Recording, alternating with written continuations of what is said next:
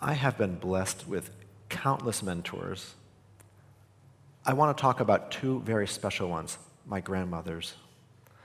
My grandmother Snyder, my father's mother, was born in a shtetl in Russia in the late 1800s. Think Fiddler on the Roof, but without the dance numbers. She was one of the youngest children in a family of 7. During her childhood in Russia, Russian soldiers would get drunk and make sport of going through the Jewish villages and shooting and killing Jews as if they were animals. Russian soldiers would also take young Jewish men that they didn't kill into the Russian army, which was also a death sentence. So many Jews from that area, hoping for a better life, immigrated to the United States in the early 1900s. One member of a family would immigrate first, and when they saved enough money, they would finance the immigration of the next until the entire family was brought over. Grandma Snyder's older brother, Sam Wasserman, was the first, and they succeeded in bringing every family member to the United States, including their mother, Hannah Wasserman, my great-grandmother on my father's side. According to my father, Hannah was a lawyer in the old country and settled disputes according to Jewish law. From what my father tells me, she was a formidable woman. In this picture of the Wasserman family, she's in the light-colored clothing in the foreground. Formidable. But I didn't know her personally. I did, however, know Grandma Snyder personally. She was and is one of the angels of my life. To describe her, she was short, had these long earlobes. I have to admit to you, here and now, that those earlobes made me queasy. She would hug me and call me bubula, and the Yiddish word for darling, and she smelled a mix of old human being and some kind of soap. She spoke English, Yiddish, and Russian. She had one leg that was shorter than the other leg, and she had these special shoes in which the sole was built up several inches high that would, this would make up for her length difference in her legs. What caused this? I was told that it was a result of her being bitten by a goose when she was a child. Now, I've done a little research on this. I can't find any evidence, either empirical or anecdotal, that a goose bite can shorten a human leg. Nonetheless, my father and all of my relatives on his side insist that this is precisely what happened. Now, my parents would take me over to her house, which was located behind Snyder's Market, the family business. A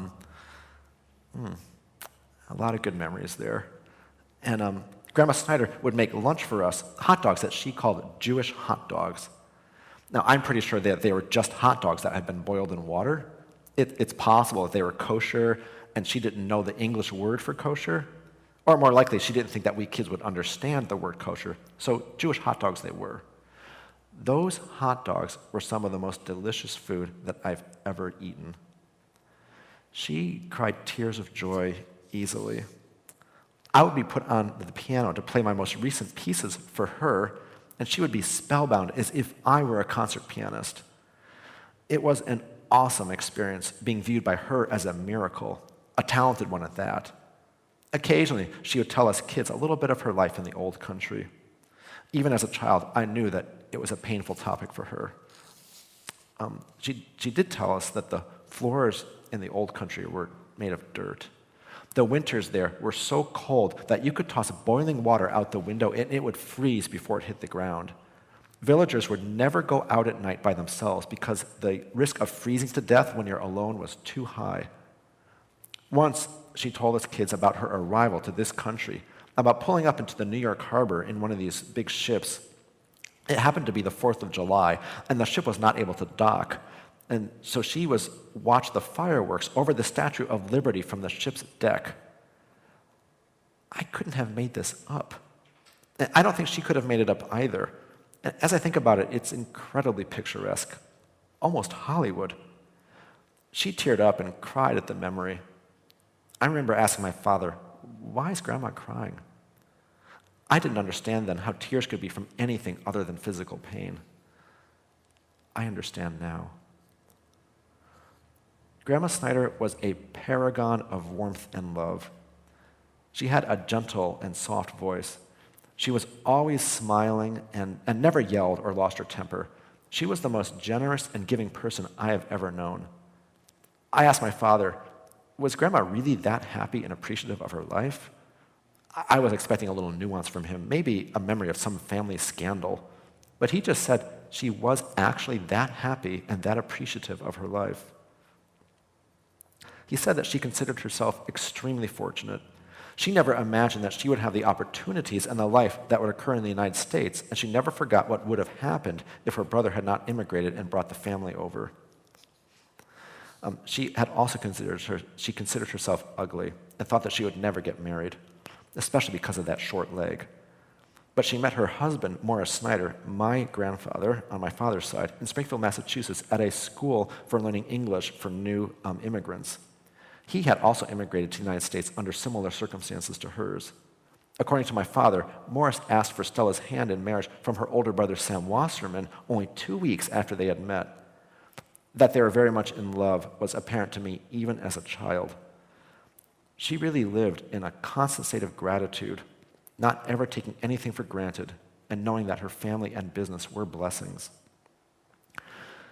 This gray-haired, loving babushka was one of my first mentors, even before Mrs. Gilman came along and the rest. She gave me the love of loving and her warmth. She gave me certainty that the finest experiences in life were of love. My grandma Levine, my mother's mother, was not that kind of old-world babushka. Grandma Levine was born here in the United States. She was second generation. Her parents had immigrated from Russia. You remember that shtetl we were talking about? Well, her parents came from there. Her father started a successful junkyard business, which was very successful. Gertrude, my grandmother, was raised in a wealthy family. She went to Smith College, an elite all-women's school in Northampton, Massachusetts.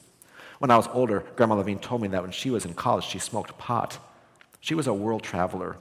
She had a special fondness for Latin America and Spain, and she spoke Spanish fluently. She and her husband were avid art collectors, and Grandma Levine was a classically trained pianist and was quite good. The famous concert pianist Maurice Rosenthal, who himself had been a student of Franz Liszt, came through the Springfield area in the 1940s and somehow ended up practicing on my grandmother's Baldwin baby grand piano. We have actual proof of this, as he signed his autograph inside the piano, and it's still there.